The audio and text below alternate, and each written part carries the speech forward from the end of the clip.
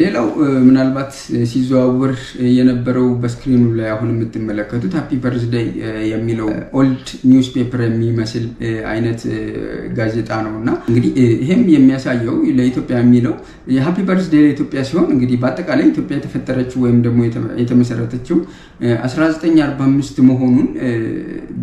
ዴሊ ኒውስ ዘግቦ ነበር የሚል አይነት መልእክት ለማስተላለፍ ነው የተሞከረውና በዚህ መሰረት እንግዲህ ኢትዮጵያ 75 ዓመቷ ነው ማለት ነውና ምናልባት on the surface ይሄ ነገር ቀልድ ወይም ደግሞ ፕሮፓጋንዳ ሊመስል ይችላል ሁሉም ሰው ስቆ ሊያልፈው ይችላል ነገር ግን ከጀርባው ያለውን እሳቤ ወይም ደግሞ ይሄ ትርክትን ማንጸባረቂያ ነው ብዬ አስባለሁ ማለት ነው ምክንያቱም እንደምታውቁት ነፃ አውጪ ነኝ የሚሉ በጠቅላላ ግሩፖች ማለት ነው ወይዘር ህዋትን በሉት ሻዕቢያን በሉት ወይም ደግሞ ኦነግን በሉት ሌላውን በሉት ኢትዮጵያ የ100 ዓመት ታሪክ እንዳላት አይነት ተደርጎ የሚወራበት ትርክት አለና ይሄንን የዛ ትርክት መንጸባረቂያ ወይም ደግሞ የዛ ትርክት ሌላው አካል ነው ብዬ አስባለሁ